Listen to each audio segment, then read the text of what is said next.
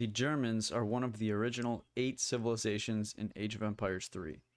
They are one of my favorite civilizations, and I've played them extensively over the years. I'm going to show you 2 of their most powerful, time-tested strategies. The German Fast Fortress. The Fast Fortress is best because of its tempo and tech advantage that it gives you for being up to the fortress age before your opponent. As with any German opening, we're going to set our villagers to gather the crates, queue up villagers at the town center, and build a market. In this case, we send all of our settler wagons to wood so that we can gather 50 wood for hunting dogs. The first villager from the town center will go to hunt and start herding the hunt towards the town center. Once we reach 50 wood, we send 2 of the settler wagons to food and 1 to coin.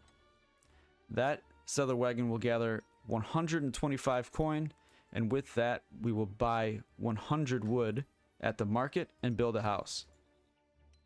Continue herding your hunt towards the town center so villagers have to walk as little as possible once they're created before they can start gathering.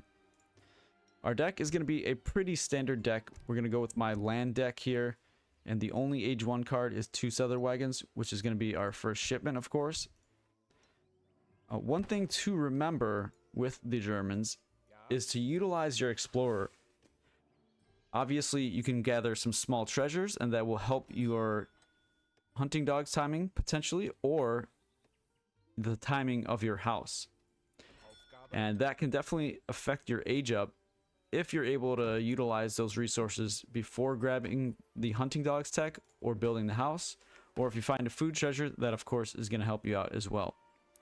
But also, the XP you get from killing treasure guardians will speed up your 2 settler wagon shipment, which is about to be coming for myself here. And you have to remember, these settler wagons are worth 2 villagers, so the sooner you get that card in, you have 4 villagers working just that little bit extra, which can propel you to a faster age up, sometimes even a 16 vil age up. In this case, and what is standard, is the 17 vil age up.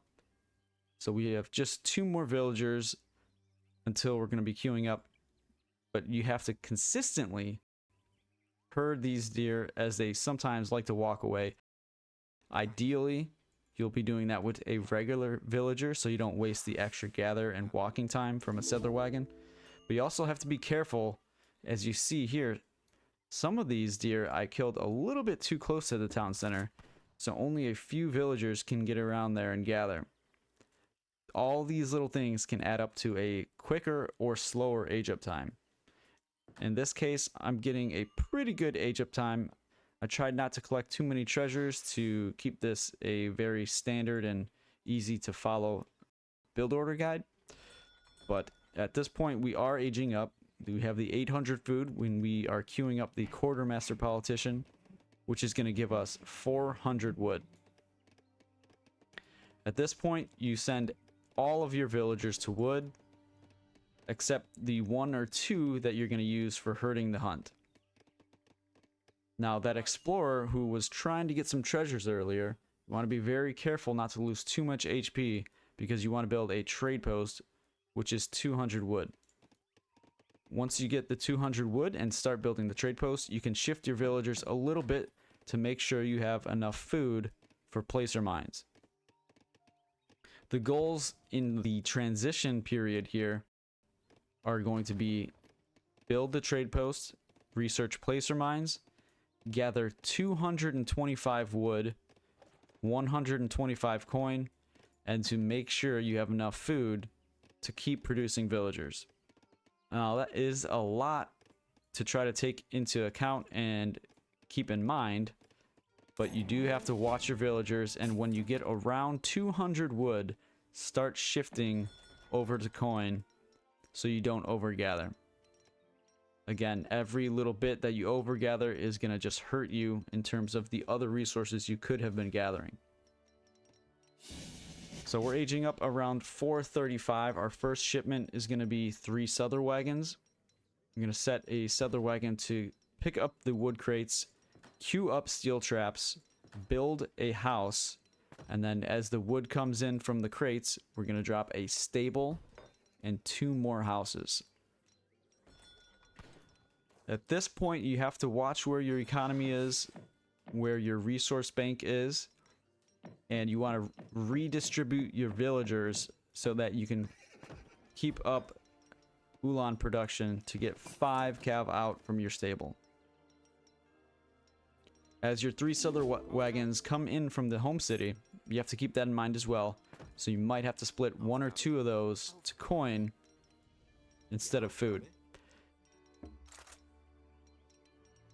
As you're gathering your resources, keep an eye on that distribution and aim to get your 5 Ulan out, and that shouldn't be too much of a problem. You can send your 2 Ulan out to raid and distract your opponent, or you can keep them in base and keep them safe. As the 5 Ulan pop out, you should be able to get your next shipment, which is going to be the 700 coin. The 700 coin is going to be your ticket to the Fortress Age, so start thinking about how your villagers are currently distributed, and again, shift them over so that you don't overgather coin. You only need 300, so most of your villagers at this point are going to be on food, and thanks to steel traps, they're going to be able to gather up that food very quickly, and you should be heading up to the Fortress Age not too long after the 700 coin hits the floor. And when it arrives, you want to send at least 1 or 2 Souther wagons to the crates, sometimes distributing 1 to each of the crates, each of the 3 crates. Now you can choose to create another Souther or cancel a villager to try to age up a little bit quicker if you have the sufficient amount of food in bank. In this case, I undergathered coin just a little bit, but luckily my villagers are still close to the silver mine. Now that we have the 1200 food and 1000 coin, we're able to click up with the exiled prince. That's going to be the fast age up. That's going to allow you to get to Fortress Age pretty quickly, and a lot of times you can get there around the 730 or 745 mark if you've done a really good job of shifting your villagers around and maybe cancel a villager or 2 before aging up. You can start queuing up Ulan again as you shift your villagers yet again back to coin, and you're going to want to send some to wood as well to eventually get veteran Ulan. The first shipment in Age 3 with this strategy is often a military shipment, just so you can take extra advantage of your timing and the strength of the Age 3 units. One of my favorite ones to send in this build, especially if it's against a cav semi, is the 3 war wagon shipment. That's going to give you some really good anti-cav, and they're pretty good units overall against Age 2 units. There's a lot of ways to go from there in this build, where you can go with 1000 wood or 1000 coin. Usually you're going to want to get the 1000 wood in there at some point so you can get another military building, build more houses, and just get more infrastructure, because with this build you're not sending 700 wood, so you're going to be housed quite a bit. And that is the German fast fortress. Now let's take a look at the German semi-fast fortress.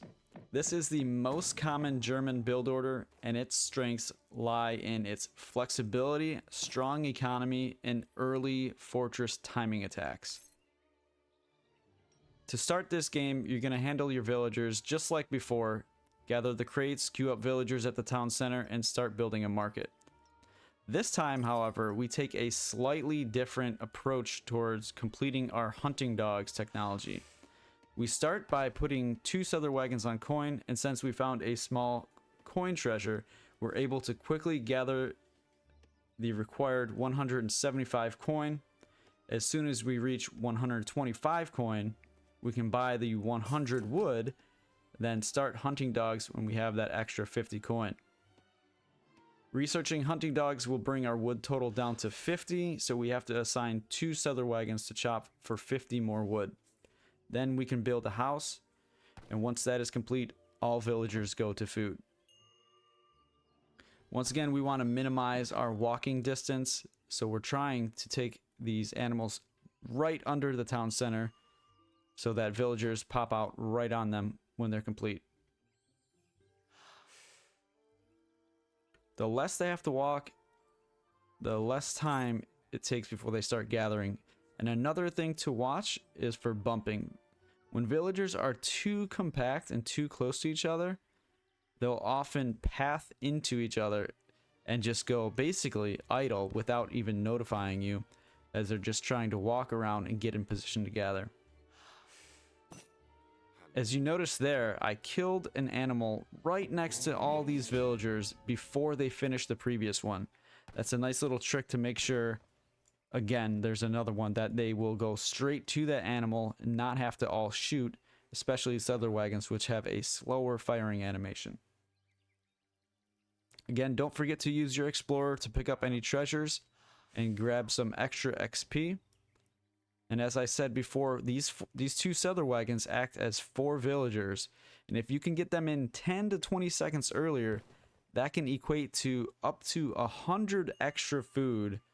And really, that's how sometimes you're able to age up with just 16 villagers.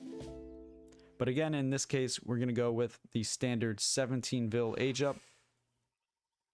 Once we get to 800 food, we're going to click up with the quartermaster, and then again redistribute our villagers for the same goals. Our goals in transition are going to again be to initially gather the 200 wood, so our explorer can build the trade post, and again make sure he doesn't get low HP, as your opponents will know just how much German wants to build a trade post, so they will chase you down and continue to target your explorer if he's lower HP than theirs.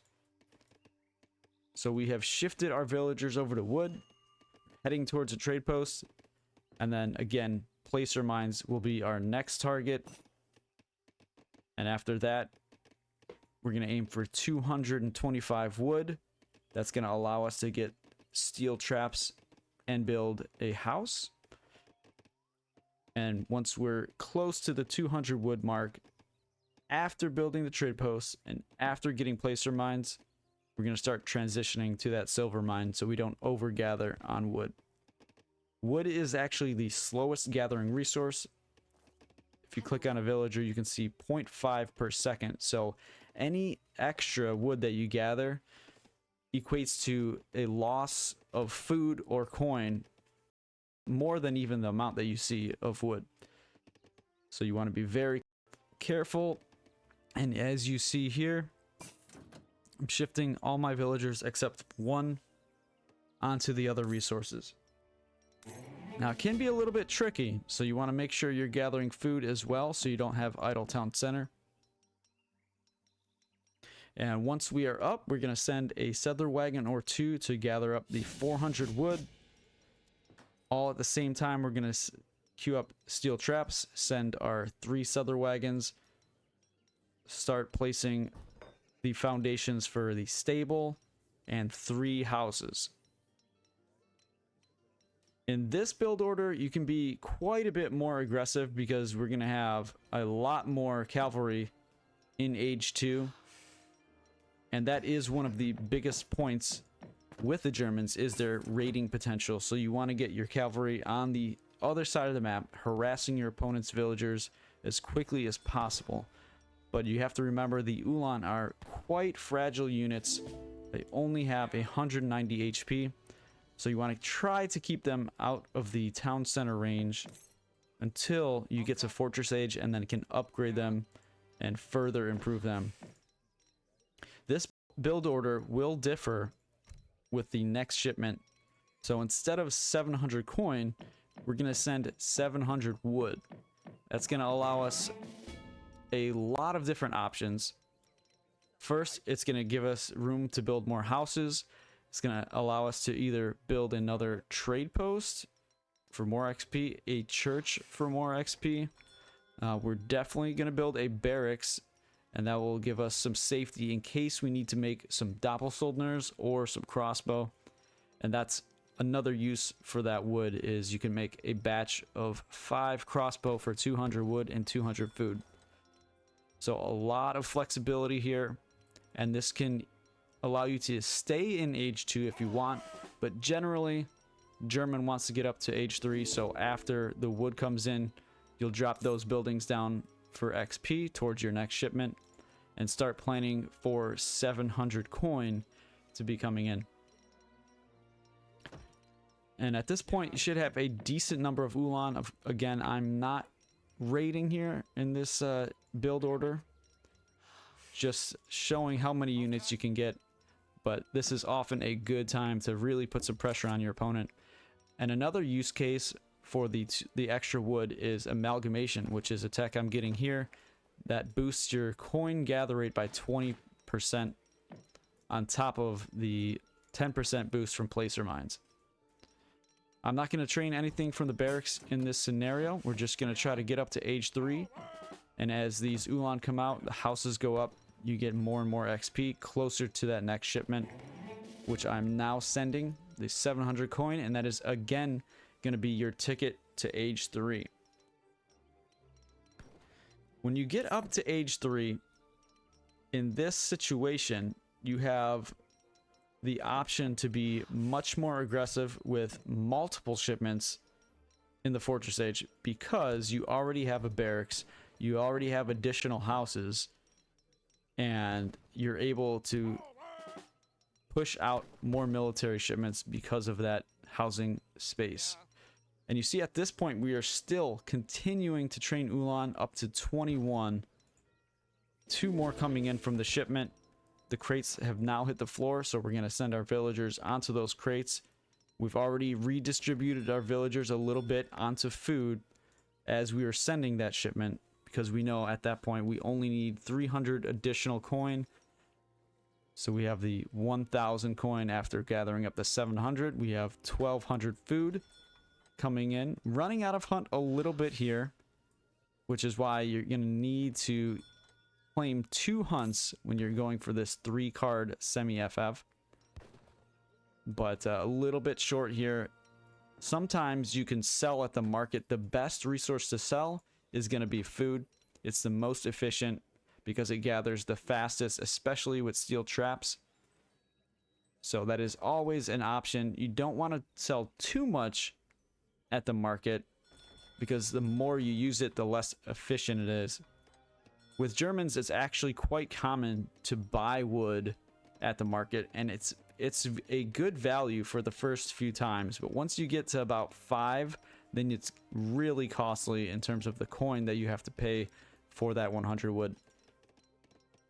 Once you're in transition to the 3rd age, you're going to continue dropping houses. You're going to gather wood to plan on getting veteran Ulan as soon as you possibly can. And upon age up, you're going to want to train skirmishers from your barracks.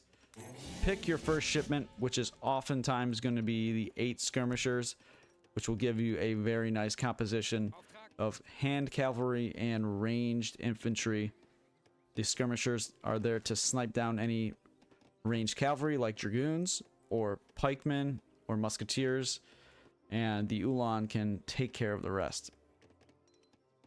So as you're up, veteran Ulans coming in, you're going to aim to get your 8 skirmishers and finish a full batch of skirmishers at the barracks. Again, you don't often want to buy food from the market, but in certain cases it does make sense to finish a batch off, so you have a little bit extra to that power spike. And at this point, around the 10:15, 10:30 mark, we're going to have 26 veteran Ulan and 13 veteran skirmishers. A very strong army that can face pretty much anything at this point in the game. And you've had flexibility in age 2 with the barracks to be able to defend if you needed to make some crossbow. And even the Ulan, a lot of times, with just the Minutemen, are enough to push back any rushes. So at this point, you continue building more houses. If you built a second trade post from your 700 wood, you'd probably have another shipment available, and you can follow that up with a 9 Ulan shipment, 3 war wagons, or 7 skirmishers. You can also send the 1000 wood to add even more infrastructure and maybe a 3rd military building. Sometimes 1000 coin is a good shipment once you have 2 or 3 military buildings, so you can continue pumping out units. But I think it's probably most common to go 3 or sometimes 4 military shipments in a row when you go for the semi-FF, just because you already have a lot of houses, you have that population space to continue pushing out units. And that is the German semi-fast fortress, one of the most popular build orders for the Civ and one of the strongest, oftentimes called overpowered throughout the years. So I hope you guys enjoyed this video. I hope it helps. Now get to practicing, and I will see you on the ladder.